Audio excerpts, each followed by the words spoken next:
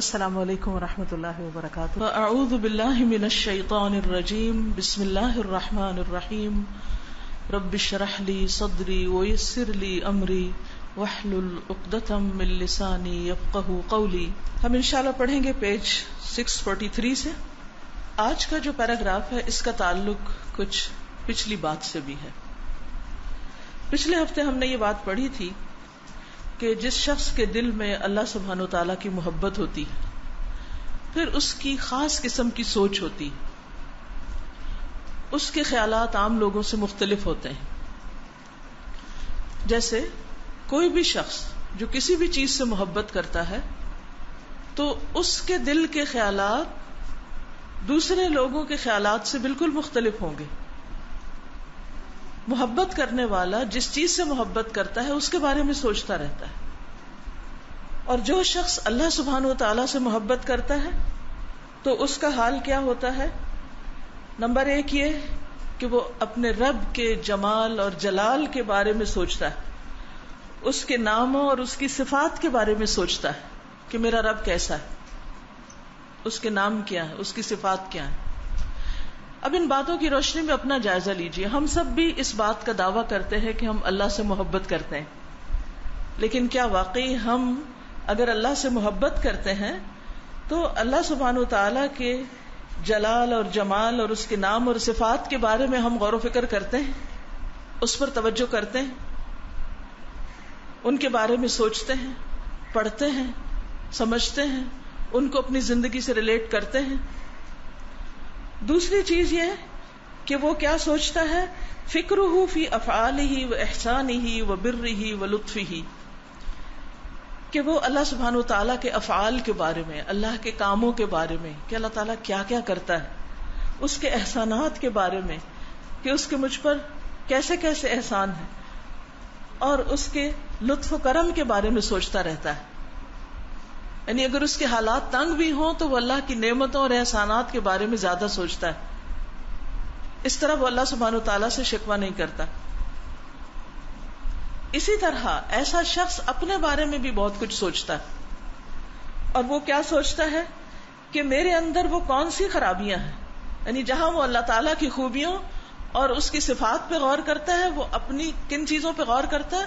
اپنی خامیوں پر غور کرتا ہے، کیونکہ وہ سمجھتا ہے کہ میں اللہ کے مقابلے میں کوئی حیثیت ہستی نہیں رکھتا. تو اس طرح وہ اپنی خامیوں اور اپنی ان باتوں کے بارے میں سوچتا ہے جو اللہ کو ناراض کرنے والی ہیں، تو وہ ان چیزوں سے بچنے کی کوشش کرتا ہے. اور اسی طرح وہ ان آداب، اخلاق، صفات اور خوبیوں کے بارے میں سوچتا ہے جن کو اختیار کر کے وہ اللہ کا محبوب بن سکتا ہے. اب اس کرائیٹیریا پر اپنے آپ کو رکھ کے دیکھیے کہ کیا اللہ کے بارے میں ہماری سوچ ایسی ہی ہے، اور کیا اپنی غلطیوں کے بارے میں ہم ایسا ہی سوچتے ہیں، اور کیا ہم اپنے آپ کو سجانے سنوارنے یعنی اچھے اخلاق سے، میک اپ وغیرہ سے نہیں، اچھے اخلاق اور آداب سے اپنے آپ کو سنوارنے کی کوشش کرتے ہیں کہ ہم اللہ کے محبوب بن جائیں؟ کیونکہ انسان جب کسی انسان سے محبت کرتا ہے تو اس کے سامنے بہت اچھے حال حلیے میں جاتا ہے تاکہ وہ اس کی نظروں میں اچھا بن سکے، اس کو پسند آ جائے. دیکھیے نا، جب دنیا کی محبت ہمارے دل میں ہوتی ہے تو پھر ہمارا طریقہ اور ہمارا رویہ کیا ہوتا ہے؟ ہم دنیا والوں کی نگاہوں میں جچنا چاہتے ہیں، انہی کی مرضی کا لباس پہنتے ہیں، انہی کی مرضی کے ہم طور طریقے اختیار کرتے ہیں، اور جس شخص کے جتنا قریب ہونا چاہتے ہیں ہم اس کی پسند کے اتنے ہی زیادہ کام کرتے ہیں. تو اسی طرح جو شخص اللہ سے محبت کرتا ہے وہ پھر اس بات کی فکر میں رہتا ہے کہ وہ کون سے کام ہیں جن کو کر کے میں اللہ کا محبوب بن جاؤں. پھر اس کے بعد ہم نے یہ بات پڑھی کہ انسان کی جو فکر ہے اور انسان کی جو سوچ ہے وہ 6 چیزوں پر منحصر ہو جاتی. ظاہری اور باطنی اطاعت کے کاموں پر وہ سوچتا ہے کہ میں ان کو کس طرح اچھا بناؤں اور ان کی پابندی کیسے کروں اور ان کو زیادہ سے زیادہ کس طرح اپنی زندگی میں لاؤں. ظاہری اطاعت اور چھپ کے کیے جانے والے نیک کام. پھر اسی طرح ظاہری اور باطنی گناہوں کے بارے میں سوچتا ہے کہ میں کس طرح ان سے بچوں، کون کون سے غلط کام اور کون کون سی غلط عادتیں میرے اندر ہیں کہ میں ان کو نکالوں. پھر وہ یہ سوچتا ہے کہ وہ کون سے اچھے اخلاق ہیں کہ جن کو وہ اپنائے. اب یہ 643 پیج کے شروع سے دیکھیے، والصفات والاخلاق الحمیدۃ، اور وہ صفات اور قابل تعریف اخلاق، یعنی وہ اخلاق جن کے اوپر سب تعریف کرتے ہیں، سب لوگوں کو جو پسند آتے ہیں. یتفکر کیف یعرفها، انسان سوچتا ہے کہ وہ ان کی پہچان کیسے کرے، ان کو کیسے جانے، یعنی کہاں سے مزید معلوم کرے. ویتخلق بها، اور کس طرح ان کو اپنائے، ان کو اپنی زندگی میں کس طرح لائے، یعنی وہ اس کے اخلاق کا، اس کی شخصیت کا حصہ بن جائیں. کس طرح یہ ممکن ہو کہ وہ اس کی عادت ثانیہ بن جائیں، یعنی اس کو تکلفاً یا ٹیمپریریلی یا تصنع اور تکلف سے اپنے اوپر امپوز نہ کرنے پڑے، بلکہ وہ عادتیں اس کی شخصیت کا حصہ ہی بن جائیں. وَيَدْعُ النَّاسَ إِلَيْهَا، اور جب وہ خود ان اخلاق کو پسند کرتا ہے اپنے لیے، تو پھر وہ رہ نہیں سکتا کہ لوگوں کے اندر بھی وہ وہی چیزیں دیکھنا چاہتا ہے کہ سارے لوگ بھی اللہ کے محبوب بن جائیں. لہٰذا وہ لوگوں کو اس کی طرف دعوت دیتا ہے. تو یہ دعوت کا کام، لوگوں کو سکھانے کا کام، پھر اس کا ایک پیشن بن جاتا ہے، وہ اس کی شخصیت کا حصہ بن جاتا ہے. اس کے لیے بھی اس کو کوئی باہر سے کسی کو دھکا دینے کی ضرورت نہیں ہوتی کہ چلو یہ کام کرو، اور بار بار موٹیویٹ کرنے کی، اچھا بھائی اس کو سکھا دو، اس کو سکھا دو، یہ کورس کر لو، یہ کروا دو. نہیں، وہ اس کا اپنا ہی دل دماغ اس میں چلنے لگتا ہے کہ میں اب لوگوں کو کون سے طریقے سے یہ بات سمجھاؤں. اس طرح اس کے لیے یہ ڈیلنگ بھی بڑی آسان ہو جاتی ہے کہ مجھے بچوں کو اگر سکھانا ہے تو کیا طریقہ اختیار کرنا ہے، کیونکہ یہ چیزیں اللہ نے انسان کے اندر رکھی ہیں، لیکن انسان ان کو پہچانتا نہیں، استعمال ہی نہیں کرتا، عقل سے کام ہی نہیں لیتا. لیکن جب انسان کے اندر یہ سنسیئرٹی آتی ہے، یہ تڑپ آتی ہے، یہ دکھ آتا ہے، اور وہ لوگوں کو بد اخلاقی پر دیکھ کر پریشان ہوتا ہے، تو پھر اس کے اندر خود بخود جیسے کچھ الہام ہونے لگتا ہے کہ میں کیا کیا طریقے اختیار کروں کہ لوگوں کو بھی اس راستے کی طرف بلاؤں. لہٰذا وہ دین کو زیادہ سے زیادہ خوبصورت بنا کر اچھی طرح پیش کرتا ہے تاکہ لوگ بھی ان چیزوں کو اپنا لیں. لِيَتَجَمَّلُوا بِهَا، تاکہ لوگ اس سے جمال حاصل کریں، تاکہ لوگ بھی ان اخلاق سے بیوٹیفائی کریں اپنے آپ کو. تجمل کا معنی ہوتا ہے بیوٹیفیکیشن، یعنی اپنے آپ کو خوبصورت بنانا. اور اسی طرح والصفات والاخلاق السیئہ، اور بری صفات اور برے اخلاق، یتفکر کیف یعرفها، انسان ان کے بارے میں فکر مند ہوتا ہے کہ ان کی پہچان کیسے کرے. اور پھر وَيَحْذُرُهَا، ان سے بچے، محتاط رہے. وَيُحَذِّرُ النَّاسَ مِنْهَا، اور لوگوں کو بھی ان سے خبردار کرے، بچائے، ان کو وارن کرے کہ یہ چیزیں انسان کو کس کس طرح نقصان دیتی ہیں. تو اس طرح واقعی انسان اس بات کا مستحق ہو جاتا ہے ان سارے کاموں کو کر کے کہ واقعی اللہ سے محبت کرتا ہے. ورنہ محبت کا دعویٰ تو سبھی کرتے ہیں، لیکن سب کے اندر یہ کوالٹیز نہیں ہوتی جو واقعی محبت کے دعوے کو سچا ثابت کرے.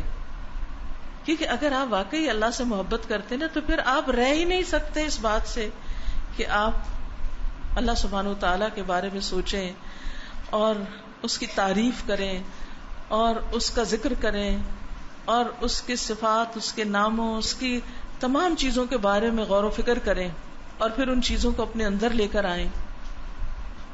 انسان رہ ہی نہیں سکتا اس کے بغیر. اس کے اندر یعنی ایک ایسی چیز پیدا ہو جاتی ہے کہ آٹومیٹیکلی اس کا دھیان اس کی طرف لگ جاتا ہے. اب جیسے آپ کسی بھی چیز سے محبت کرتے ہیں تو کبھی کسی کو کہنا پڑتا ہے کہ آپ اس کے بارے میں سوچو کیونکہ آپ اس سے محبت کرتے ہیں. آپ اپنے بچے سے محبت کرتے ہیں، آپ ذرا اس کے بارے میں سوچا کریں. ماؤں کو بتانے کی ضرورت ہوتی نہیں، وہ تو اتنا سوچتی ہیں کہ بعض اوقات بچے ہی کہنے لگتے ہیں کہ ماما یو وری ٹو مچ، آپ ہمارے بارے میں بہت زیادہ فکر مند ہوتے ہیں. کیونکہ بعض بچے اس محبت سے بھی گھبرانے لگتے ہیں جو مائیں بہت زیادہ ان پہ نشاور کرنے لگتی ہیں، کہ وہ ایک طرح سے قید محسوس کرتے ہیں اس میں. بہرحال ایک چھوٹی سی بات کہوں گی یہاں پر کہ جب ہم کسی کو پسند کرتے ہیں کوئی چیز ہو، کوئی انسان ہو، تو ہماری زبان سے اس کے لیے کیسے الفاظ نکلتے ہیں؟ کیا کہتے ہیں ان الفاظ کو؟ تعریف. اللہ سبحانہ تعالیٰ کے لیے جو تعریف کی جاتی ہے اس کو حمد و ثنا کہتے ہیں. اللہ کی حمد و ثنا. اپنے آپ سے پوچھیے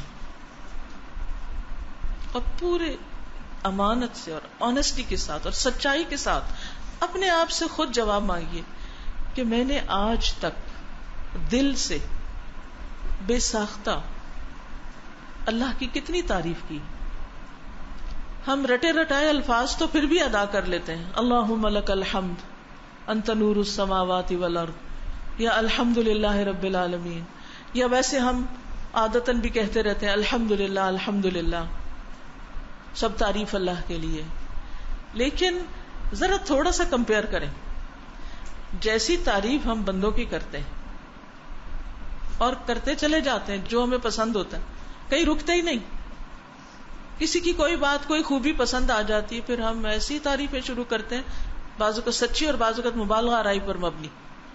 کوئی کپڑا پسند آ جائے، کوئی کھانا پسند آ جائے، کوئی چیز پسند آ جائے، کوئی گھر پسند آ جائے اور آپ نے وہ خریدنا ہو، کوئی چھوٹی سے چھوٹی چیز، کوئی بیگ پسند آئے، کوئی چیز، آپ اس کی کیسی تعریف کرتے ہیں؟ کتنی کرتے ہیں اور کتنی بے ساختہ کرتے ہیں؟ اور ایک بار کرتے ہیں یا کئی بار کرتے ہیں؟ بیٹے کے لیے رشتہ لینے جا رہے ہیں، کوئی لڑکی پسند آ جائے، شادی سے پہلے پہلے کتنی تعریفیں کرتے ہیں. یعنی ہماری زبان تھکتی ہی نہیں، ہم اکتاتے ہی نہیں. سچ بتائیے اپنے آپ کو، مجھے نہیں چاہیے، اپنے آپ کو سچ بتائیے، کیا ہم اللہ کی نعمتوں پر بھی، اللہ کی دی ہوئی چیزوں پر بھی، اللہ کی کاریگری اور اللہ سبحانہ تعالیٰ نے جو کچھ بنایا ہے اور جو کچھ وہ ہمارے ساتھ احسانات اور بر اور لطف کرتا ہے، اس پر بھی ہم اتنی دیر تعریف کرتے ہیں اور بے ساختہ اور اپنی زبان سے؟ عربی میں تعریف جو ہے نا، وہ ایک آفیشیل قسم کی تعریف، ایک وہ ہے جو آپ کے دل سے نکلے. ہم بہت بخیل ہیں اس تعریف میں. آپ لوگوں کی مجلسوں میں بیٹھ کے دیکھیں، لوگوں کی باتوں میں دیکھیں، کسی کی تعریف کرنے پہ آتے ہیں تو کیا سے کیا کہہ جاتے ہیں، اور کسی کی بد تعریفی پہ آتے ہیں تو بھی کیا سے کیا کر دیتے ہیں. آپ کا دل گواہی دے گا. وما قدر اللہ حق قدرہ، انہوں نے اللہ کی قدر ہی نہیں کی جیسے حق ہے اس کی قدر کا. کبھی سچی تعریف ہی نہیں کی. تعریف کرنی آتی ہی نہیں، اللہ کی تعریف کرنی ہمیں نہیں آتی. پھر معلوم نہیں کیسی محبت ہے ہمیں، کس محبت کے ہم دعوے کرتے ہیں. وَأَمَّا الْفِكْرُ فِي أَسْمَاءِ الرَّبِّ وَصِفَاتِهِ وَفِي أَفْعَالِهِ وَأَحْكَامِهِ، اور جہاں تک غور و فکر کا تعلق ہے رب کے ناموں میں اور اس کی صفات میں اور اس کے افعال میں، یعنی اس کے کاموں میں اور اس کے احکام میں، یہ ساری چیزیں غور و فکر کے لائق ہیں. لیکن ان چیزوں میں غور و فکر ہم کیوں نہیں کر پاتے؟ کیونکہ ہماری فکر آکیوپائیڈ ہے کسی اور جگہ. ہماری فکر کا اکثر حصہ کس چیز کی نظر ہو جاتا ہے؟ بتائیں گے آپ؟ لوگ کیا کر رہے ہیں، ہم کیا کر رہے ہیں، کل کیا ہوگا، یہ کیوں ہو گیا، اس نے مجھے یہ کیوں کہہ دیا، پیٹی چیزوں کے بارے میں. اور ہر روز بعض اوقات ایک نیا غم ہم کو لگ جاتا ہے، وہ رخصت ہوتا ہے تو اگلے دن ایک اور لگا بیٹھتے ہیں، اگلے دن ایک اور لگا، زندگی یوں ہی گزرتی چلی جا رہی. لہذا فکر کا جو اعلیٰ ترین استعمال ہے، اعلیٰ ترین استعمال، کہ وہ اپنے رب کے ناموں، اس کی صفات، اس کے افعال، اس کے احکامات کے اندر انسان اپنی عقل کھپائے اور غور و فکر کرے اور محنت کرے، اس کے لیے تو پھر وقت ہی نہیں رہتا. جب آپ ہر چیز کے سارے پہلوؤں کا جائزہ لے رہے ہیں، آپ دیکھیے کہ جو لوگ کپڑے سلوانے کے شوقین ہوتے ہیں، وہ جب کوئی کپڑا سلواتے ہیں یا سی کر آتا ہے تو کیسے کیسے اس کا جائزہ لیتے ہیں، ہر اینگل سے، ہر طرح. وہ کتنی دیر لگاتے ہیں اس پر. ایک چھوٹی سی فرل کے لیے، ایک لیس کے لیے، ایک میچنگ کے لیے کتنے گھنٹے بازاروں میں لگا دیتے ہیں، اور ایک فکر لگ جاتی. اسی طرح اگر ہماری کوئی ڈیوٹی ہے، کوئی گھر کا کام ہے، کوئی کھانا پکانا ہے، یا کچھ بچوں کا کام ہے، یا ان کا ہوم ورک ہے، یا ان کے امتحان ہے، کیسے کیسے فکر لگا بیٹھتے ہیں. ہم سب اپنی فکر کے بارے میں سوچیں کہ یہ جو فکریں ہم نے لگا رکھی ہیں، کیا وہ واقعی یہ سب چیزیں ورتھ ہیں کہ ہم ان کے بارے میں اتنی فکر کریں اور اتنا اپنے آپ کو کھپا دیں؟ اور جن چیزوں کے بارے میں غور و فکر کرنا چاہیے ان کی ہمیں خبر بھی نہ ہو اور ان کی طرف دھیان بھی نہ ہو. اسی وجہ سے مَن يَعْشُ عَن ذِكْرِ الرَّحْمَنِ نُقَيِّضْ لَهُ شَيْطَانًا فَهُوَ لَهُ قَرِينٌ. جو رحمان کے ذکر سے غفلت برتتا ہے، یہ رحمان کا ذکر ہو جائے گا نا اس میں، جب آپ اس کے صفات، اسماء، افعال کے اوپر غور و فکر کریں گے، احکام پر. یہ ذکر ہی کی قسمیں ہیں. تو ایسا شخص جو رحمان کے ذکر سے غفلت برتتا ہے، ہم اس پر شیطان مسلط کر دیتے ہیں، وہ اس کا ساتھی بن جاتا ہے. اور جس کا دوست اس کا دشمن بن جائے، وہ پھر اس کو کن ہلاکت کی گھاٹیوں میں لے اترے گا کہ اس کو خود بھی خبر نہیں ہوگی. وہ کہاں کہاں اس کو خوبصورت باغ دکھاتا ہے، کن کن چیزوں کو اس کے لیے مزین کر دیتا ہے جو حقیقت میں اتنی خوبصورت ہوتی نہیں، جن کو وہ خوبصورت بنا بنا کے پیش کرتا ہے، تاکہ ہماری ساری فکر، دلچسپی، محبت، ہر چیز اسی میں غرق رہے، اور ہم اپنا یہ قیمتی ترین سرمایہ، قیمتی ترین یہ دولت ایسی جگہوں پہ کھپا دیں کہ پھر کچھ نہ بچے صحیح جگہ لگانے کے لیے، اپنی آخرت کے کمانے کے لیے پھر کچھ بھی ہاتھ میں نہ رہے. یہ ہے ہمارا دشمن. ایک اور جگہ پر آتا ہے وَمَنْ أَعْرَضَ عَنْ ذِكْرِي فَإِنَّ لَهُ مَعِيشَةً ضَنْكًا وَنَحْشُرُهُ يَوْمَ الْقِيَامَةِ أَعْمَى. جو ہمارے ذکر سے منہ موڑتا ہے تو ہم اس کے لیے زندگی تنگ کر دیتے ہیں، پھر اس کو ایسی ایسی فکریں گھیر لیتی ہیں آ کے، کیونکہ جب انسان اللہ سبحانہ وتعالیٰ کے بارے میں سوچتا ہے تو اس کا انشراح ہونے لگتا ہے، اس کو خاص قسم کی خوشی، سرور اور ایک لذت ملنے لگتی، دل کی کیفیت ہی بدل جاتی، اور سارے غم بھول جاتے ہیں، ساری فکریں چھوٹی لگنے لگتی ہیں. جیسے بچے بازو کا چھوٹی سی چیز کے پیچھے جان گھلا رہے تھے نا، رو رہے ہیں، تو ماں کہتی ہے اتنے پاگل ہو تم، کس چیز پہ رو رہے؟ یہ کوئی رونے کی بات ہے؟ یہ جملہ سنا ہے کبھی آپ نے؟ یہ کوئی رونے کی بات ہے؟ یہ کون کس سے کہتا ہے؟ جو تھوڑی سمجھ رکھتا ہے اس سے کہتا ہے جو ناسمجھ ہوتا ہے. تو ہم جو بڑے بڑے عقل مند بنے پھرتے ہیں، ہم بھی حقیقت میں بعض اوقات اتنے ناسمجھ ہوتے ہیں کہ اپنی قیمتی ترین پونجی بالکل حقیر چیزوں کے اوپر لٹا رہے ہوتے ہیں، جو کہ اس قابل نہیں ہوتی کہ ان کے بارے میں اتنا غور و فکر کیا جائے.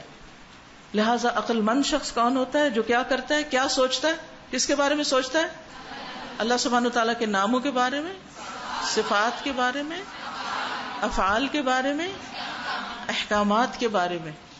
جیسے قرآن مجید آپ پڑھ رہے ہیں تو یہ اللہ تعالیٰ کے احکامات ہیں. تو پھر کیا ہوتا ہے؟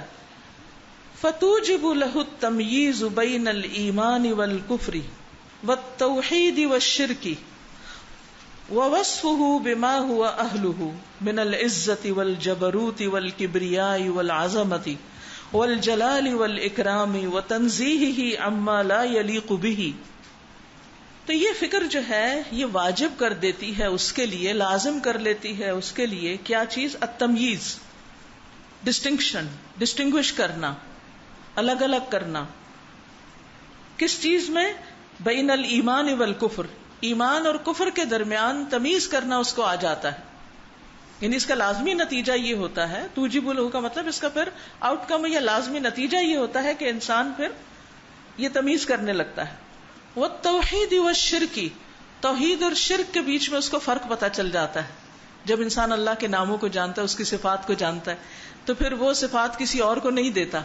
جو شخص اللہ کو نہیں پہچانتا وہ شرک سے نہیں بچ سکتا، کیونکہ وہ مخلوق کو خالق کے مقام پہ لا کھڑا کرتا ہے، مخلوق سے وہ عقیدت رکھتا ہے، مخلوق کو وہ مقام دے دیتا ہے جو دراصل اس کا ہے نہیں، وہ خالق کا ہے.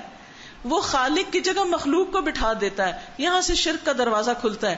لیکن جو خالق کو پہچان جاتا ہے، جو اپنے رب کو پہچان جاتا ہے، پھر وہ اس کے برابر کسی کو بھی نہیں قرار دے سکتا. تو خالص توحید آ ہی نہیں سکتی ان میں غور و فکر کے بغیر.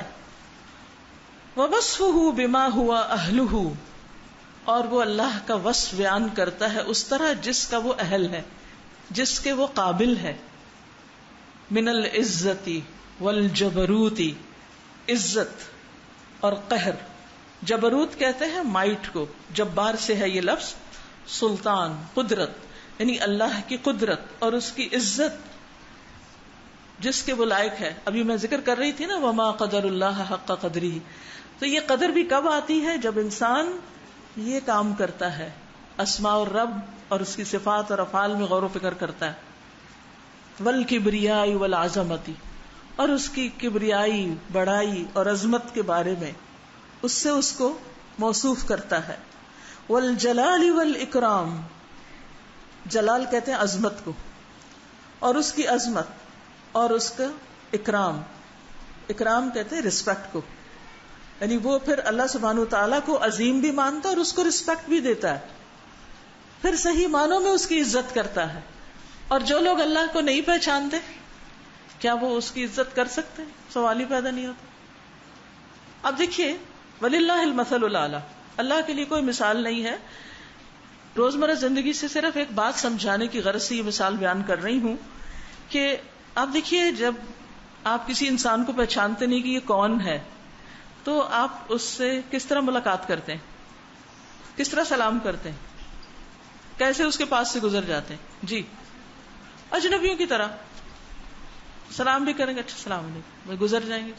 جب آگے جائیں گے تو وہ کوئی کہے گا اگر تمہیں پتہ ہے کہ وہ تو پریزیڈنٹ کی وائف تھی ہے، اچھا، پھر آپ کیا کرتے ہیں؟ پلٹتے ہیں واپس. پھر کس عقیدت سے ملتے ہیں، کس طرح جھک کے ملتے ہیں اور کتنی معذرت کرتے ہیں. کیا کہتے ہیں؟ سوری میں نے آپ کو پہچانا نہیں، اس لیے آپ کو وہ عزت نہیں دے سکی جو دینی چاہیے تھی. یہ عام روزمرہ زندگی کا ہمارا ایکسپیرینس ہے. جس کو ہم جانتے ہی نہیں، اس کی خوبیوں کو نہیں جانتے، اس کو پہچانتے ہی نہیں، تو اسے کیا عزت دیں گے، اس کی کیا بڑائی مانیں گے؟ ہمیں کیا پتا کون جا رہا ہے. اسی طرح یاد رکھیے جب تک اللہ کو جانیں گے نہیں، پہچانیں گے نہیں، اس کی عظمت، اس کے اکرام، اس کی کبریائی، اس کی قدر، یہ سارے دعوے صرف زبانی کلامی. ہماری دعاؤں میں یقین کیوں نہیں؟ کیوں نہیں؟ کسی کو کہنا کہ یہ دعا کرو، اچھا یہ تو میں کرتی ہوں، یہ تو میں کئی دفعہ کر چکی ہوں. پھر کرو، یقین کے ساتھ کرو. پوری بات بھی نہیں سنتے، کچھ اور جنتر منتر بتا دیں، یہ اس میں ذکر میں اور دعاؤں میں کچھ نہیں. یعنی یوں محسوس ہو رہا ہوتا ہے کہ جیسے کچھ زیادہ دلچسپی نہیں، یا پھر کوئی ایسے وظیفے بتا دیں کہ جو قرآن و سنت سے نہیں، تو ان پہ پھر بھی یقین زیادہ ہو کہ ہاں اس سے تو کچھ ہو ہی جائے گا. اور جو چیز نبی صلی اللہ علیہ وسلم نے بتائی اس کے بارے میں پورا یقین ہی نہیں. تو آپ دیکھیے کہ پھر ہم کر کیا رہے ہیں؟ کیوں نہیں یقین؟ کیونکہ جانتے نہیں اس کو کہ کون ہے وہ. اگر صرف نماز میں سورۃ فاتحہ پڑھتے ہوئے ہمیں یہ یقین ہو جانا کہ مالک یوم الدین، دنیا نے قیامت کے دن کا بھی وہ مالک ہے، تو ہماری نماز کی روح اور رنگ ہی بدل جائے. وہ مالک ہے، اچھا وہ مالک ہے.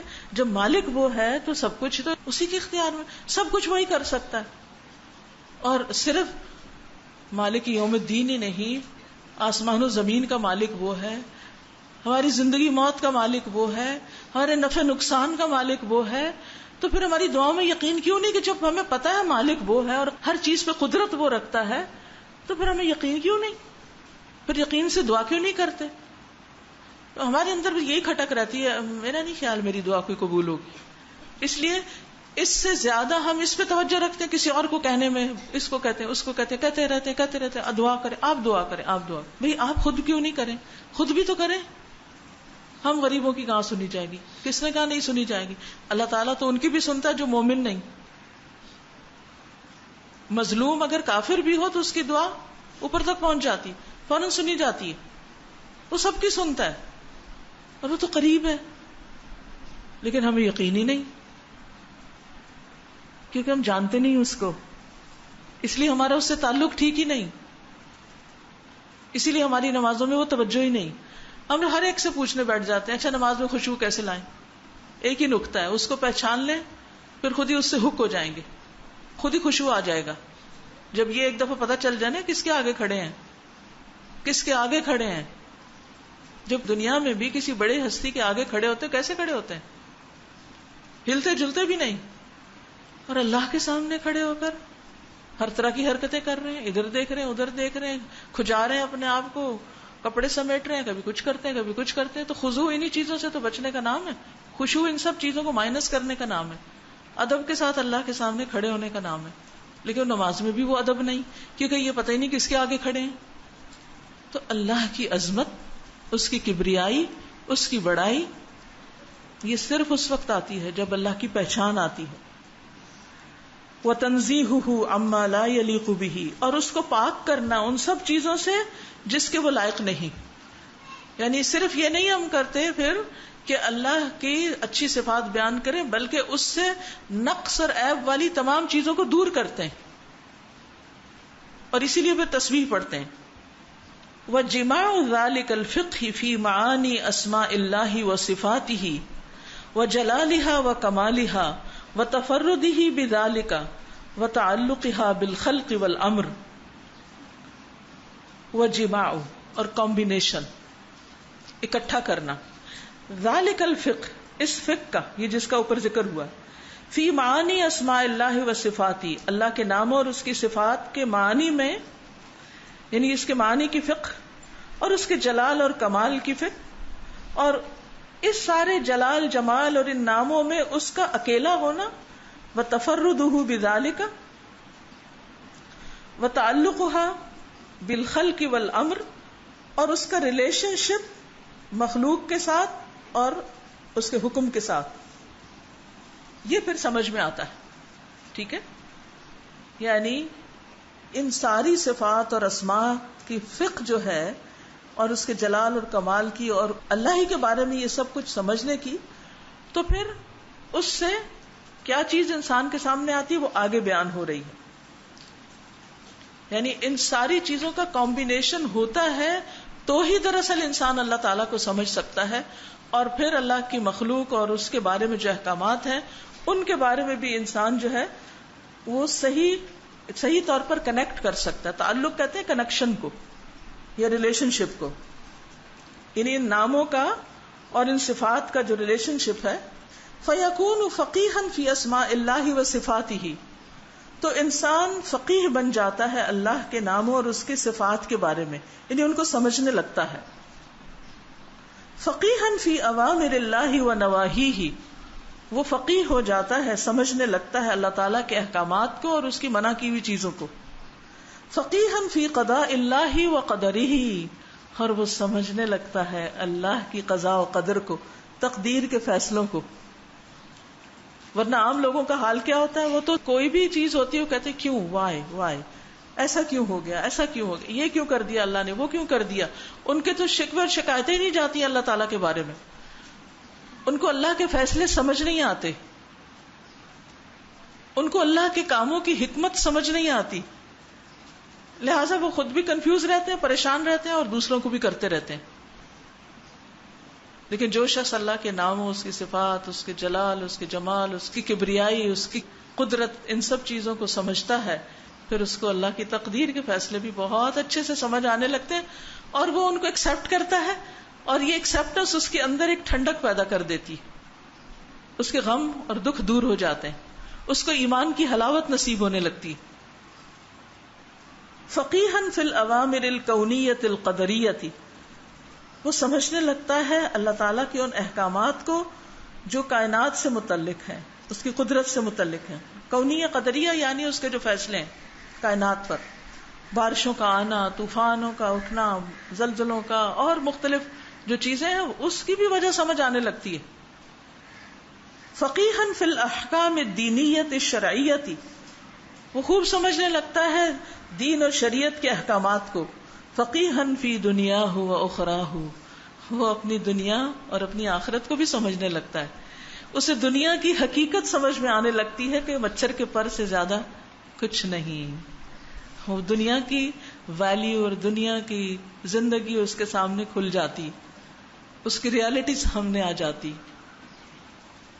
دنیا کی حقارت سامنے آ جاتی, اور اس کو اپنی آخرت کے بارے میں بھی خوب سمجھ آ جاتی. کہ آخرت کیا چیز ہے اور وہاں کیا پوچھا جائے گا مجھ سے، اور وہاں میرا حال کیا ہوگا اور میرا معاملہ کیا ہوگا. فقیہن فی الاستفادۃ من اوقاتہ، اور وہ خوب سمجھنے لگتا ہے کہ اپنے اوقات سے کس طرح فائدہ اٹھائے. وقت کی قدر و قیمت کا بھی احساس ایسے ہی انسان کو ہوتا ہے. وہ اپنے وقت کو بہترین سے بہترین طریقے پر استعمال کرنا جان لیتا ہے. یاد رکھیے، بڑے سے بڑا ٹائم مینجمنٹ کا کورس جو ہزاروں لاکھوں دے کر بھی آپ کریں، آپ کو وہ نہیں سکھا سکتا جتنا آپ کو اپنی اس زندگی کی بے ثباتی کا یقین اور آخرت کی جواب دہی کا احساس اپنے وقت کا صحیح استعمال سکھائے گا. کیونکہ آپ کو سکھانے والے چند ٹیکنیکس تو آپ کو بتا دیں گے، لیکن ان کا آپ پہ زور تھوڑی ہے کہ آپ وہ سب کچھ کریں بھی. کتنی کچھ چیزیں ہم سیکھتے ہیں لیکن وہ سب کرتے تھوڑی ہیں، کیونکہ ہمارا کوئی فالو اپ نہیں کرتا، ہمیں کوئی پوچھتا نہیں، ہم پھر اپنی مرضیاں کرنے لگتے ہیں. ہم ہر ایک سے مشورے کر لیتے ہیں، اس کے بعد کرتے وہی ہیں جو ہمارا دل چاہتا، ہماری خواہشات ہوتی ہیں. کیونکہ دل دنیا میں لگا ہوا ہے نا، تو پھر وہ ہاں ٹھیک ہے کر لیں گے. نماز کا وقت ہاں پڑھ لیتے ہیں. کوئی اور نیک کام کرنے کا ہاں کر لیتے ہیں، ابھی تو شروع ہی ہوا نا، ابھی اتنی جلدی کیا ہے. یعنی ہر معاملے کے اندر پھر ہمارا ایٹیٹیوڈ فرق ہوتا ہے. لیکن جس شخص کو پتا ہے زندگی چند گنتی کے سانس ہے میرے، بس چند سال ہے میرے پاس، تھوڑی سی زندگی ہے، اور پھر بہت جلدی موت کے منہ میں جانا ہے، اور پھر قبر میں رہنا ہے، اور پھر اللہ کے آگے کھڑے ہونا ہے، پھر وہ پل صراط سے گزرنا ہے. یہ ساری چیزیں اس کو ہلا کے رکھ دیتی ہیں. وہ کہتے ہیں جتنی زیادہ سے زیادہ وہاں کے لیے کمائی کر لوں اتنا ہی اچھا ہے. وہ ان کاموں میں ہاتھ ڈالتا ہے جو اس کو وہاں فائدہ دینے والے ہیں، اور ان کاموں سے وہ بچتا ہے جو اس کو وہاں نقصان دینے والے ہیں. لہٰذا وہ شخص وقت کا پھر صحیح استعمال کرتا ہے. دوسرے لوگ غفلت میں پڑے رہتے ہیں. جو اپنے رب کو پہچان لیتا ہے نا، وہ اپنے رب کی خوشی کے لیے دوڑنے لگتا ہے، ففروا الی اللہ کرتا ہے. تو اس کا وقت کس چیز میں لگے گا؟ پھر ان کاموں میں لگے گا جو اللہ کو راضی کرنے میں. پھر ماں باپ کو نہیں کہنا پڑے گا ابھی اتنا کیوں سو رہے ہو، سو کے اٹھو. نہیں، وہ خود کانشیس ہوگا کہ بس اس لمٹ سے آگے مجھے نہیں سونا، اس سے زیادہ مجھے باتیں نہیں کرنی، اس سے زیادہ مجھے اس کام میں وقت نہیں لگانا. وہ اپنی قیمت بھی پہچان جاتا ہے، اپنے وقت کی قیمت پہچانتا ہے، اور پھر اس کو بہترین سے بہترین طریقے سے استعمال کرتا ہے. غیر ضروری چیزوں پر زیادہ وقت نہیں لگاتا. پھر اس کو خود ہی سمجھ آ جاتا ہے کہ امپورٹنٹ کیا اور ارجنٹ کیا ہے اور کیا کرنا ہے اور کیا نہیں کرنا، کیونکہ ہر چیز کو وہ آخرت کو سامنے رکھ کر رہا ہوتا ہے. وَمَن طَلَبَ ذَلِكَ سَاقَهُ اللَّهُ إِلَيْهِ، اور جس نے یہ طلب کیا اللہ اس کو اسی کی طرف لے جائے گا. سبحان اللہ. المرء مع من احب، انسان اسی کے ساتھ ہوتا ہے جس سے وہ محبت کرتا ہے. اللہ تعالیٰ اس کے راستے پھر اسی کی طرف آسان کر دیتا ہے جس چیز کو وہ واقعی دل سے چاہ رہا ہوتا ہے. کہنے کو تو بہت سے لوگ اپنی تمنا اور وشز کا اظہار کرتے ہیں، کاش ہمیں یہ مل جائے، کاش ہم یہ کر سکیں وہ لیکن سب کیوں نہیں کر پاتے؟ کیونکہ وہ اپنے ان ارادوں میں سچے نہیں ہوتے. وہ بس لوگوں کی دیکھا دیکھی کچھ جملے دہرا دیتے. لیکن دل کی گہرائیوں سے کسی معاملے میں سچا ہوتا ہے، اللہ سبحانہ وتعالیٰ اس کے لیے وہی راستے آسان کر دیتا ہے. والذین جاہدوا فینا لنہدینہم سبلنا، اور وہ لوگ جو ہمارے راستے میں جد و جہد کرتے ہیں ہم ضرور بس ضرور ان کو اپنے راستے دکھائیں گے. وَإِنَّ اللَّهَ لَمَعَ الْمُحْسِنِينَ، اور بے شک اللہ تعالیٰ محسنین کے ساتھ ہے. اللہ محسنین کا ساتھ دیتا ہے، اللہ ان کی مدد کرتا ہے، اللہ ان کو تنہا نہیں چھوڑتا، اللہ ان کو ضائع نہیں ہونے دیتا. ضرورت اس چیز کی کہ انسان محسن بن جائے. السلام علیکم استاذہ، اس کو میں لنک کر رہی تھی لاسٹ چیپٹر سے جو آپ نے پڑھایا تھا، اور ابھی آج بھی اس کا ریکیپ کیا کہ جس نے غور و فکر کیا دنیا اور آخرت میں، اس کو یہ بات سمجھ آ جاتی ہے کہ وہ جس چیز کے لیے کوشش کرتا ہے وہی اس کو ملتی ہے. اب یہاں پہ سوال اٹھتا ہے اس چیز کا کہ انسان کی جو مشقت کوشش کس چیز کے لیے ہے؟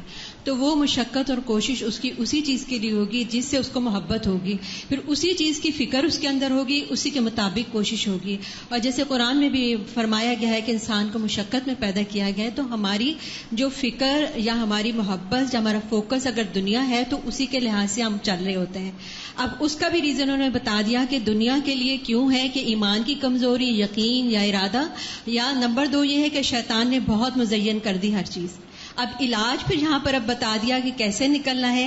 اللہ کے اسماء و صفات میں، افعال میں، اور اس میں غور و فکر کریں گے تو انسان کی کوشش جو ہے وہ یا فکر جو ہے وہ ڈائیورٹ ہوگی دنیا سے آخرت کی طرف. مجھے یہ سمجھ پیراڈائم شفٹ ہو. جزاکم اللہ. السلام علیکم. مجھے لگتا ہے کہ جیسے اللہ تعالیٰ کے ساتھ جو ہمارا تعلق ہے نا، ہم سب کہتے ہیں کہ اللہ سے ہم محبت کرتے ہیں، لیکن وہ ایک سرسری سا ہے. جیسے انسانوں کے ساتھ تعلق دیکھیں تو وہ ہمیں بہت مضبوط نظر آتا ہے کہ ہم ان کے لیے راتوں کو بھی جاگیں گے اور سب کچھ کریں گے. لیکن اللہ سے تعلق یہ ہے کہ صرف کچھ چاہیے نا اللہ سے ہمیں، تو تب تو ہم فوراً جائے نماز پہ کھڑے ہو جائیں گے اور خوب گڑ گڑا کے دعائیں بھی مانگیں گے. تو تعلق کی جو کمزوری ہے نا، وہ بیسیکلی ایک روٹ کوز ہے. اس کو دور کرنے کے لیے یہ بہت اچھا ہے کہ ہم اللہ تعالیٰ کی صفات کو جانیں، اللہ تعالیٰ کی معرفت حاصل کریں، اور جیسے جیسے محبت ہوتی جائے گی نا اللہ تعالیٰ سے، تو پھر اللہ تعالیٰ کی عظمت دل میں آئے گی. اور یہ محبت جو ہے نا استاذہ، مجھے لگتا ہے کہ ہر چیز کو پھر پیچھے چھوڑ دیتی ہے. پھر جب آپ کے دل میں اللہ کی محبت آتی ہے نا، تو آپ کو دنیا کے چھوٹے چھوٹے مسئلے مسائل اور باقی سب چیزیں، اولاد، شوہر، گھر، یہ سامنے پھر آپ کے راستے میں حائل نہیں ہوتے. آپ کو لگتا ہے کہ آپ کے لیے اللہ تعالیٰ مددگار بنا دیں گے. استاذہ، یہ جو قدر اور قضاء کی بات ہوئی ہے ابھی، تو یہ چیز بڑی امپورٹنٹ ہے، کیونکہ جب تک انسان اللہ کے فیصلوں کو ایکسیپٹ نہیں کرتا نا، تو وہ اس کے دل میں ایک بے سکونی، ایک بے چینی، ایک اضطراب کی کیفیت ہوتی ہے، جو اینڈ کس پہ ہوتی ہے؟ ناشکری کے رویے پہ. اور جس دن انسان ایکسیپٹ کر لیتا ہے اس کو، اور کہ اللہ آپ جانتے ہیں، آپ کو پتا ہے، تو پھر آہستہ آہستہ سکون بھی آنے لگتا ہے. اور پھر اس کا اینڈ کیا ہوتا ہے کہ شکر گزاری انسان کے اندر بڑھنے لگتی ہے، اور اس کے اندر بینیفٹ بھی نظر آنے لگتے ہیں اس فیصلے میں. پھر آنکھیں کھلتی ہیں. پھر انسان کو جب سمجھ آتا ہے نا کہ اچھا یہ اس لیے مشکل آئی ہے مجھ پہ، اللہ تعالیٰ مجھ سے یہ چاہتا ہے، اس وجہ سے اللہ نے مجھے اس حال میں رکھا ہوا ہے، جو بھی ہو، تو پھر انسان کو ہر چیز ایک اور طرح نظر آنے لگتی ہے. اسی طرح یہاں پہ جو کہا جا رہا ہے نا کہ جو ہمارے راستے میں کوشش کرتے ہیں، ہم ان کو راستہ ضرور دکھا دیتے ہیں. اور پھر آگے اللہ سبحانہ وتعالیٰ اس کو کہہ رہے ہیں کہ ہم محسنین کے ساتھ ہیں، یعنی اس کو احسان تصور کرتے ہیں اللہ سبحانہ وتعالیٰ کسی کے ایسے کام کو. یعنی جب ہم محسن کی بات کرتے ہیں تو بعض دفعہ ہم صرف احسان لوگوں میں تلاش کرتے ہیں نا، کہ ہم کسی پر احسان کر دیں تو لوگ ہمارے شکر گزار ہو جائیں گے، لوگ ہماری قدر کریں گے. تو اللہ سبحانہ وتعالیٰ کے دین میں کوئی کام کرنا اور اس کو اللہ کا محسن قرار دینا لفظوں میں، کتنا بڑا اعزاز ہے یہ. استاذہ ایک آیت ہے نا جس میں یہ ہے کہ جتنی اگر سمندر ہیں وہ سیاہی بن جائے اور درخت جو ہیں وہ قلم بن جائیں اور بھی سمندر آ جائے، تو اللہ تعالیٰ کی باتیں ہم لکھ نہیں سکتے. تو میں سوچی تھی کہ میں ہر کسی کو اگر ایک ایک پیپر دوں اور بولوں کہ اللہ تعالیٰ کے بارے میں لکھیں تو وہ کتنا لکھ سکتا ہے. تو وہ لکھ ہی نہیں سکتا کیونکہ ہم اس ذات کو جانتے ہی نہیں. اور پھر میں سوچتی ہوں اللہ تعالیٰ کی ذات کیسی ذات ہے، اور وہ باتیں کیا ہیں نا کہ ہم جو جانتے بھی نہیں ہیں اور نہ ہم لکھ سکتے ہیں، اور جو ہم جان سکتے ہیں ایون ہم اتنا بھی جاننے کی کوشش بھی نہیں کرتے. اور اسی لیے پھر ہماری نماز اور ہماری عبادتوں کا یہ حال ہے، ہم جو خشوع نہیں ہے، خضوع نہیں ہے. بالکل. اگر ایک چھوٹی سی ایکٹیویٹی بھی آپ کریں کہ ہر ایک سے کہیں کہ اللہ کی تعریف بیان کرو اپنے الفاظ میں، اور جتنی کر سکتی کرو، کھلا ٹائم ہے آپ کے پاس، پھر آپ دیکھیے کتنی دیر ہوتی ہے. آج مجھے پتا نہیں لگ رہا تھا کہ دعا کا ٹاپک ضرور آئے گا. میں 20 مارچ کو کراچی سے دبئی گئی تھی، اور اس وقت تک کانوکیشن کی ڈیٹ فائنل نہیں ہوئی تھی. کچھ ہی دنوں میں کانوکیشن کی ڈیٹ فائنل ہوئی اور پتہ چلا 4 مئی کانوکیشن ہے. اور اس وقت میں نے دعا مانگی تھی اللہ تعالیٰ کہ میرے ہسبینڈ کا کچھ ایسا ہو جائے کہ کمپنی سے پاکستان بھیج دیں. اینڈ مجھے نہیں پتا تھا کیونکہ ودن 1 منتھ کانوکیشن تھا اور ابھی کراچی پہنچی تھی. اچھا میں نے دعا مانگ لی، اس کے بعد چلی کچھ ہی دن میں مجھے پتا چلا کہ مجھے آگے بتاتے ہیں کہ آمنہ مجھے کمپنی سے پاکستان کراچی جانا ہوگا. اینڈ ڈیٹس ان کی یہ تھیں کہ 13 14 ان کی ڈیٹس تھیں، اور کانوکیشن 4 کو تھا. کانوکیشن 10 تک چلا گیا، اور کانوکیشن سے 2 دن پہلے مجھے پتا چلا استاذہ آ رہی ہیں، اور میں ودن 2 days میں یہاں موجود ہوں. اور وجہ کیا ہے کہ صرف دعا. اور میں نے سنسیئرٹی کے ساتھ اور یقین کے ساتھ دعا مانگی تھی کہ اللہ مجھے لے کے جا سکتا ہے. میں نے نہیں سوچا تھا کہ میں دبئی میں ہوں، میں نے نہیں سوچا تھا ٹکٹ مہنگا ہے، میں نے نہیں سوچا تھا میں جہاز میں کیسے جاؤں گی. میں نے سوچا تھا اللہ آپ مجھے لے کے جائیں گے اور آپ میرا حصہ ڈلوائیں گے، اور الحمدللہ. میں اس کو آپ نے یہ جو فرمایا نا کہ یہ جو فقہ ہے فی معنی اسماء اللہ و صفاتہ، ریسنٹلی کتاب الاحادیث الانبیاء میں پڑھا رہی ہوں، تو اس کے اندر رسول اللہ صلی اللہ علیہ وسلم کی وہ حدیث جس کا مفہوم یہ ہے کہ صحابہ کرام نے ان سے پوچھا کہ لوگوں میں سب سے زیادہ اکرم کون ہے، تو آپ صلی اللہ علیہ وسلم نے جواب دیا کہ جو سب سے زیادہ تقوی والا ہے.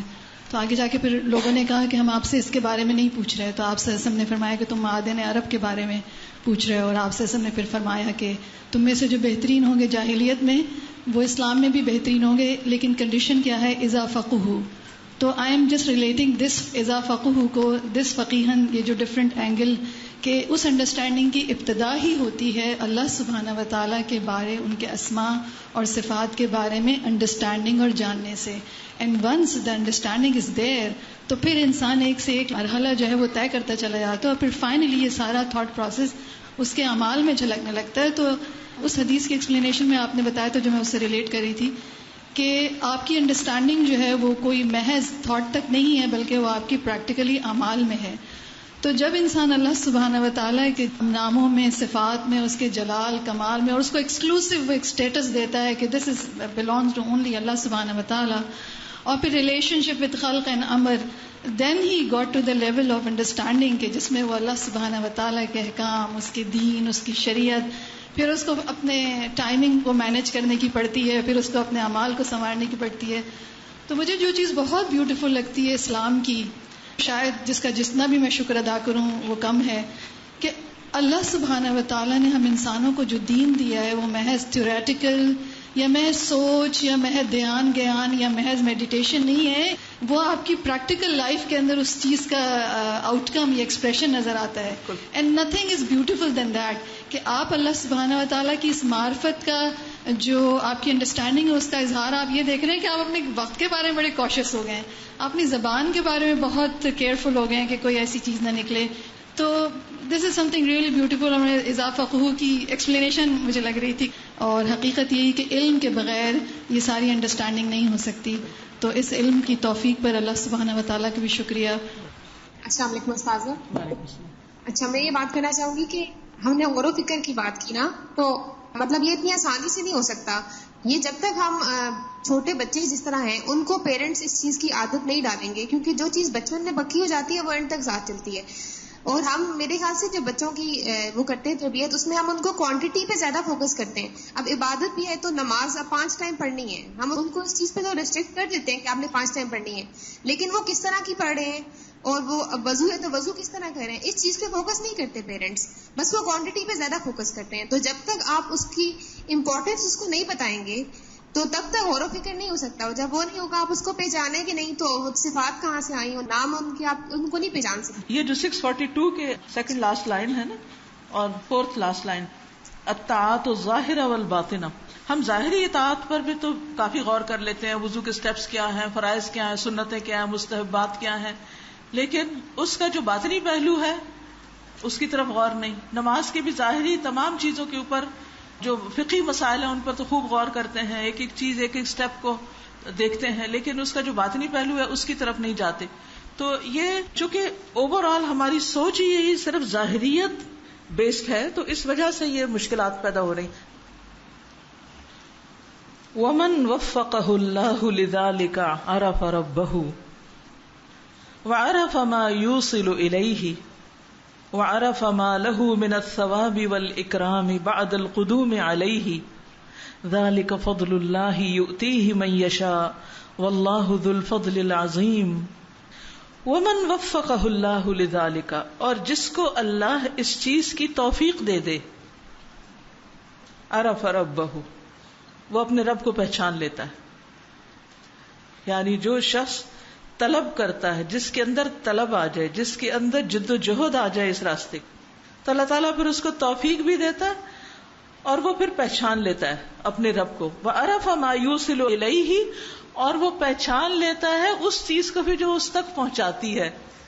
اس کو پھر وہ اسباب اور ذرائع بھی سمجھ آنے لگتے ہیں کہ مجھے اب کیا طریقہ اختیار کرنا ہے.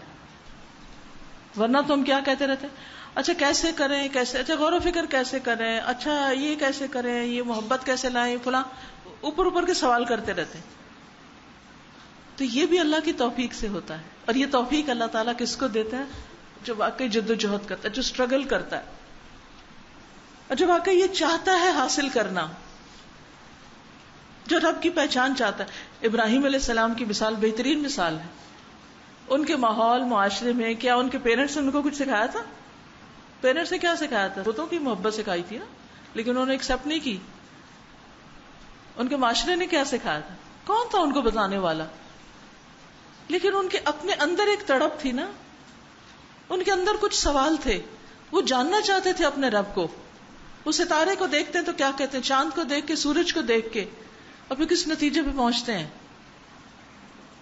کہ اگر میرا رب مجھے ہدایت نہیں دے گا تو میں تو بھٹک جاؤں گا.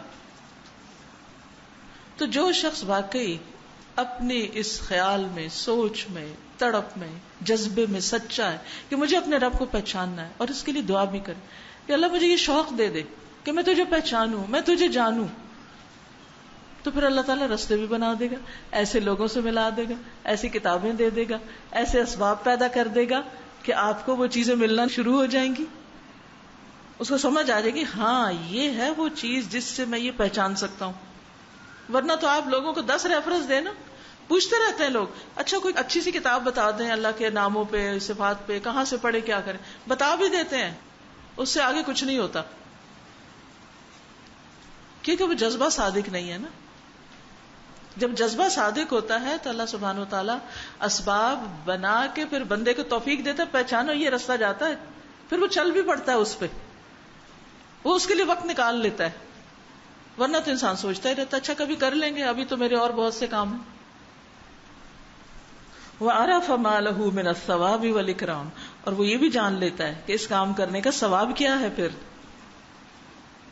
اور اس میں رسپیکٹ کتنی ہے بعد القدوم علیہ، اس کی طرف آنے کے بعد، اس کی طرف قدم اٹھانے کے بعد. کہ انسان واقعی اللہ سے محبت کرتا ہے تو پھر اللہ تعالیٰ بھی تو بندے سے محبت کرتا ہے نا.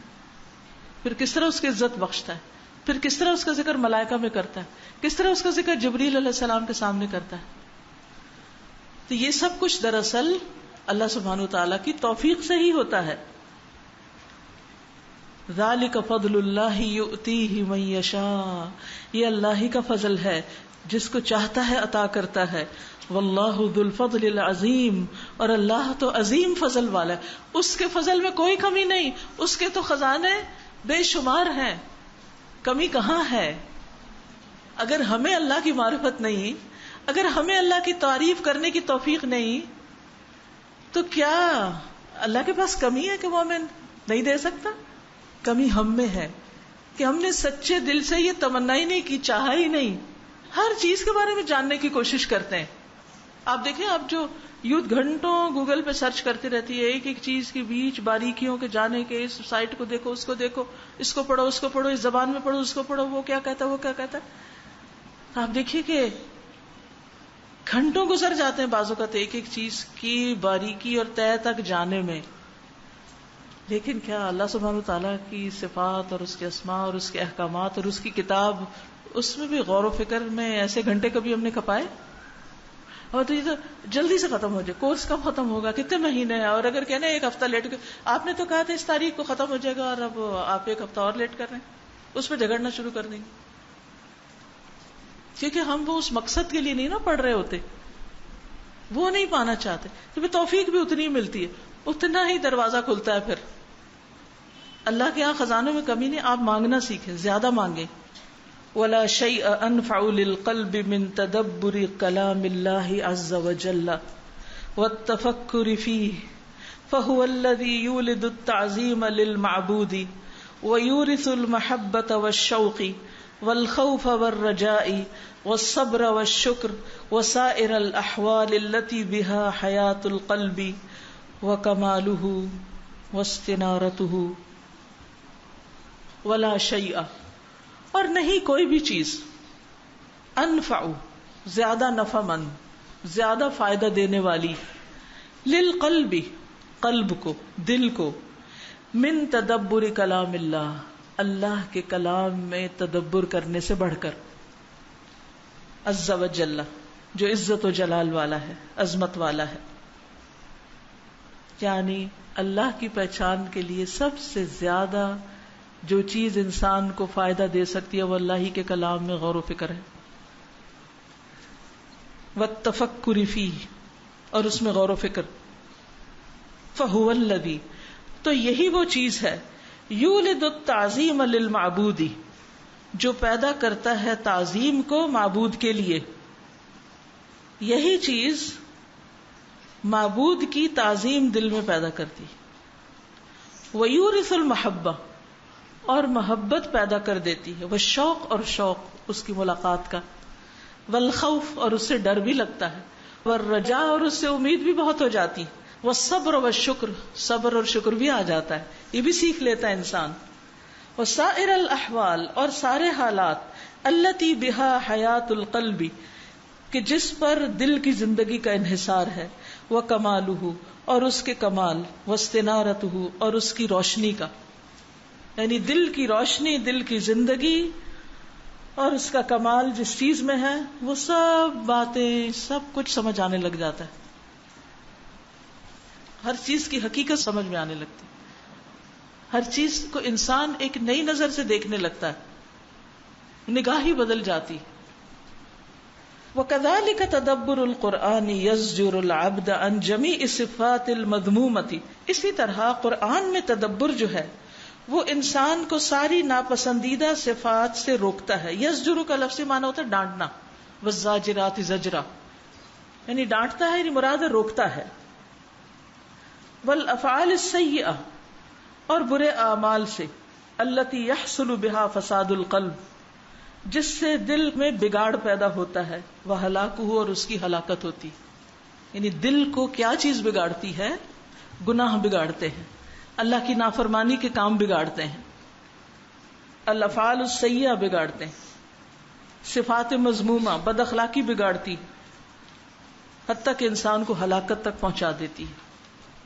فعلی الانسان ان یتفکر فی آیات ربہ المسموعہ وہی القرآن، تو انسان پر لازم ہے کہ وہ غور و فکر کرے اپنے رب کی ان آیات میں جو سنی جاتی ہیں۔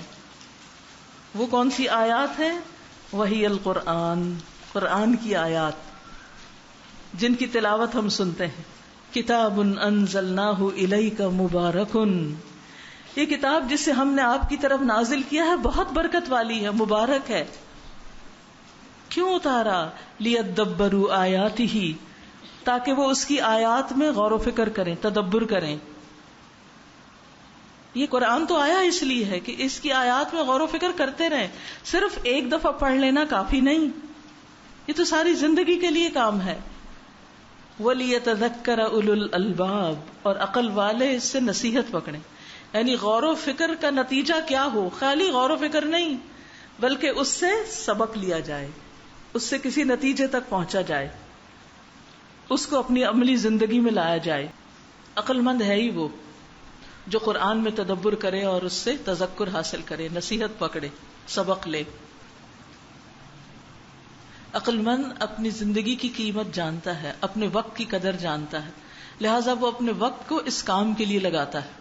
اگر زیادہ نہ ہو، روزانہ کی ایک آیت پر بھی اگر آپ غور و فکر کر سکیں، اس کو جان سکیں، اس کو ایک نئے اینگل سے دیکھ سکیں، تو آپ کی زندگی میں ایک عجب رنگ پیدا کر دے گا، بے اختیار آپ کے آنسو ٹپکنے لگیں گے، کیونکہ قرآن ایک زندہ کتاب ہے نا، آپ کی زندگی کے ساتھ ساتھ چلتی ہے۔ جب آپ اس کو پڑھ رہے ہوتے ہیں تو آپ حیران ہو جاتے ہیں کہ یہ بات تو میرے دل میں تھی اور یہ اللہ تعالیٰ نے اس طرح فرما دی، یہ کیسے ہو گیا؟ تو ایک دفعہ کی پڑھی ہوئی کافی نہیں ہوتی، یہ صرف رمضان میں پڑھ لینا کافی نہیں، یہ صرف ایک کورس میں پڑھ لینا کافی نہیں، اس کو ساری زندگی لے کے چلنا چاہیے، اور مختلف طریقوں سے، مختلف اینگل، یعنی ساری زندگی آپ یہ نہیں کر سکتے کہ کلاس میں بیٹھ کر تفسیر سنیں یا سنائیں یا کریں، یہ ہر وقت نہیں ہو سکتا، لیکن غور و فکر اور تدبر کے مختلف طریقے ہو سکتے ہیں، ایک کے بعد ایک طریقہ اختیار کریں تاکہ آپ وہ چاشنی اور وہ حلاوت پاتے رہیں، تاکہ وہ آپ کی زندگی کے اندر عمل کی صورت میں ڈھلتا چلا جائے۔ وَيَتَفَكَّرُ فِي آيَاتِهِ الْمَشْهُودَةِ اور انسان غور و فکر کرتا ہے اس کی نظر آنے والی نشانیوں میں، مشہود ہوتا ہے جس کو دیکھا جائے، وہی المخلوقات اور وہ اللہ کی ساری مخلوقات ہیں، کما قال سبحانہ جیسے اللہ تعالیٰ کا فرمانا ہے، قُلِ انظُرُوا مَاذَا فِي السَّمَاوَاتِ وَالْأَرْضِ کہہ دیجئے دیکھو تو صحیح آسمانوں اور زمین میں کیا کچھ ہے، وَمَا تُغْنِ الْآيَاتُ وَالنُّذُرُ عَنْ قَوْمٍ لَا يُؤْمِنُونَ اور نہیں کام آتی، نہیں فائدہ دیتی آیات اور ڈراوے اس قوم کو جو ایمان نہیں رکھتی۔ ایمان جو نہ رکھتا ہو اس کو یہ آیات مسموعہ اور آیات مشہودہ یہ فائدہ نہیں دیتی، ورنہ جو شخص بھی اس کو اللہ کا کلام سمجھ کر سنجیدگی کے ساتھ لیتا ہے وہ اس سے بہت بڑے خزانے حاصل کر لیتا ہے. وہ اپنی زندگی کی راہیں ڈھونڈ لیتا ہے, اپنی پریشانی اور غموں کا مداوا اس کو اس میں نظر آ جاتا ہے, اس کو فائدے مند چیزیں نظر آنے لگتی, اس کو نفع اور نقصان. کتنی بڑی حقیقت ہے جو ہم اپنی عام زندگی میں اس کا مشاہدہ کرتے ہیں. آپ دیکھیے کائنات میں غور و فکر جتنا نان مسلمز نے کیا ہے اتنا مسلمز نے نہیں کیا, لیکن کیا وہ غور و فکر ان کو کچھ فائدہ دیا سوائے دنیاوی وقتی فائدوں کے؟ نہیں نا. لیکن ایک مومن جب ان چیزوں میں غور و فکر کرتا ہے تو وہ کس نتیجے پہ پہنچتا ہے؟ ربنا ما خلقت هذا باطلا سبحانك فقنا عذاب النار. اس کی زبان پر کچھ اور ہی ہوتا ہے, وہ اس کو اپنے انجام اور آخرت کے اعتبار سے دیکھتا ہے, کیونکہ اس کو جس طرح اس کائنات میں غور و فکر سے اپنے رب کی پہچان ہوتی ہے وہ کسی اور چیز سے نہیں ہوتی. وہ بہت دور پہنچ جاتا ہے, وہ واقعی رب کو پا لیتا ہے پھر کہ یہ رب کے سوا کوئی نہیں بنا سکتا. پھر اس کو رب کا الحق ہونا سمجھ میں آتا ہے کہ وہ باطل نہیں, وہ حق ہے. ذالک بأن اللہ هو الحق وأن ما يدعون من دونه هو الباطل. تو رب کے وجود کی سچائی سمجھ میں آتی. ابھی تو ہمیں مبہم سے خیال ہوتا ہے ہاں اللہ ہے, وہ ہے کہیں, لیکن وہ پورا یقین اور وہ احساسات میں نہیں ہوتا. ہمارے خیالات کا حصہ نہیں ہوتی وہ چیز کہ میرا رب دیکھ رہا ہے. کیا اس وقت آپ کو احساس ہے کہ رب دیکھ رہا ہے؟ جو ہی احساس ہوگا تو کیا ہوگا؟ ایسے ہی بیٹھے رہ جائیں گے. وہ سن رہا ہے, یہ جو اس وقت میں بات کر رہی ہوں وہ سن رہا ہے, وہ دیکھ رہا ہے. اچھا اب دیکھیے کہ اگر آپ کوئی بات کر رہے ہیں اور کوئی پیچھے سے آ کے کھڑا ہو کے سن رہا ہو اور آپ کو نہ پتا ہو, اور جب آپ بات پوری کر چکے اور آپ کا دھیان پیچھے جا کر آپ کے والد کھڑے تھے تو آپ کی کیفیت کیا ہوتی؟ اور منہ چھپا لیتے, اللہ وہ کیا سوچیں گے, میں کیا باتیں کر رہی تھی, وہ سوچیں گے اتنی بڑی بڑی باتیں کرنے لگ گئی. آپ دیکھیں نا کہ عام طور پہ گھر والوں کے سامنے ہم ایک کائنڈ آف فارمل بھی ہوتے ہیں, یعنی ہر بات نہیں کرتے. اب مثلا جو لیکچر میں اس وقت دے رہی ہوں, اگر یہ لیکچر میرے سامنے ری پلے کرے میرے ہسبینڈ, میں ان کو سننے ہی نہیں دوں گی. نہیں آپ نہیں سنیں, بس. کیوں؟ ایک رسپیکٹ کا لیول ہوتا ہے نا کہ کچھ لوگوں کے سامنے ہم کچھ سے کچھ باتیں کر رہے ہوتے ہیں, لیکن کچھ لوگوں کے سامنے ہم جب وہ سامنے آئے تو کیا ہوتا ہے, بہت محتاط ہو جاتے ہیں کہ کوئی ایسی بات نہ ہو جو ان کے رسپیکٹ کے خلاف ہو یا ان کے مزاج کے خلاف ہو, یا ہم ان کے سامنے بہت وہ کچھ بڑی چیز نظر نہ آئے. یہ تو انسانوں کے ساتھ ہمارا معاملہ ہے. اور اگر ہمیں یہ پتا چل جائے, یقین والا پتا, اللہ سن رہا ہے, کتنی غیبت کریں گے, اپنے دل کی بھی حفاظت کریں گے, بدگمانیاں بھی نکال دیں گے, کوئی فائدہ نہیں. اللہ تعالیٰ کیا سوچیں گے کہ یہ کیا سوچتی ہے, کہ اس کو پسند آئے گی میری یہ بات, کیا وہ اس سے خوش ہوگا, کیا میری عزت درجہ اور مقام اللہ کی نگاہ میں اس سے بڑھ جائے گا یا کہیں کمپنی ہو جائے گا, میں اس کی نگاہوں میں محبوب ہوں گی یا نہیں ہوں گی, کیا ہوگا. ہماری زندگی کتنی محتاط ہو جائے, یہی تو تقویٰ ہو جائے. اب یہ جو ہم بے تکان بولتے چلے جاتے ہیں, جس کے بارے میں جو جی میں آتا ہے تبصرہ کر دیتے ہیں, یہ اس وجہ سے کر دیتے ہیں کہ ہمیں یہ بھول جاتے ہیں کہ ہمارا رب سن رہا ہے اس وقت. لیکن صرف آج کے دن ایک ہی خیال اپنے اوپر شام تک غالب رکھے نا, اللہ تعالیٰ دیکھ رہا ہے مجھے, اور اللہ تعالیٰ مجھے سن رہا ہے, وہ السمیع ہے, البصیر ہے, پھر آپ دیکھیے اب نارمل ہو جائیں. نہیں, اصل میں وہ نارمل ہونا ہے, ابھی ہم اب نارمل ہیں اصل میں, بے وقوف, جو دل میں آتا کہے چلے جاتے ہیں. حماقت ہے نا, انجام کو سوچے سمجھے بغیر بولتے ہیں. تو جب یہ یقین ہو جائے کہ وہ سن رہا ہے تو پھر بہت کانشیس ہو کے بات کریں گے, مہذب ہو جائیں گے, خود ہی تربیت ہو جائے گی, کسی کو کیا کرنی ہوگی, ساتھ ہی تربیت ہو جائے گی. تو کہتے ہیں کہ ان النظر والتدبر والتفکر من اعظم انواع العبادہ. یاد رکھیے, یہ دیکھنا, یہ تدبر, یہ غور و فکر عبادت کی عظیم ترین اقسام میں سے ہے. جب عبادت کا لفظ آتا ہے تو کبھی آیا خیال ان چیزوں کا, یہ غور و فکر بھی عبادت ہے؟ سوچتے ہی نہیں. یہ بھی عبادت کی قسم ہے. قرآن میں تدبر، اگر ہمیں یہ پتا ہو یہ عبادت ہے تو ہم کبھی گھڑی نہ دیکھیں کہ کتنا وقت باقی. یہ عبادت میں ہے. ہم کائنات میں غور و فکر. ان هذا الكون العظيم معرض هائل واسع لابداع قدرة الرب وعظمة خلقه وتذكير بالخالق المبدع الذي خلق كل شيء. یہ عظیم کائنات ایک بہت بڑی ایگزیبیشن کی طرح ہے، بہت بڑی وسیع، جس میں رب کی قدرت کی اوریجنلٹی نظر آتی کہ یہ واقعی وہی موجد ہے اس کا. وعظمت خلقہ، اور اس کی تخلیق کی عظمت. وتذکیر بالخالق، اور یاد دہانی خالق کی. المبدع، جو ایجاد کرنے والا ہے. الذی خلق کل شیء، جس نے ہر چیز کو پیدا کیا. وذالک یبہر الانسان، اور یہ چیز انسان کو حیران کر دیتی.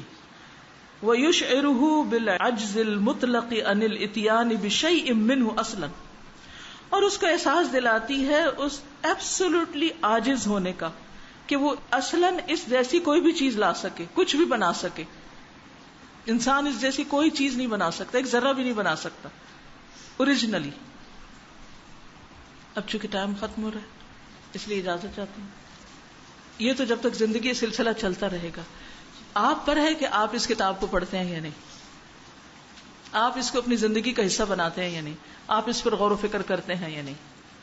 واقعی جو رب کو پہچاننے کے لیے سچا ہوگا وہ اس کتاب کو پکڑ لے گا، کیونکہ یہ ایک طرح سے قرآن کی تفسیر ہی ہے، قرآن میں غور و فکر ہی ہے. کیونکہ ہر چیز کا اختتام ہر دلیل کا یا قرآن کی آیت پر ہوتا ہے یا کسی حدیث پر ہوتا ہے، لیکن ایک نیا اینگل ہے تدبر کا، تفکر کا قرآن ہی میں. تو اللہ سبحانہ وتعالی ہمیں اس کی توفیق عطا فرمائے. وآخر دعوانا ان الحمد للہ رب العالمین. سبحانک اللہم وبحمدک، اشہد ان لا الہ الا انت، استغفرک واتوب الیک. السلام علیکم ورحمۃ اللہ وبرکاتہ.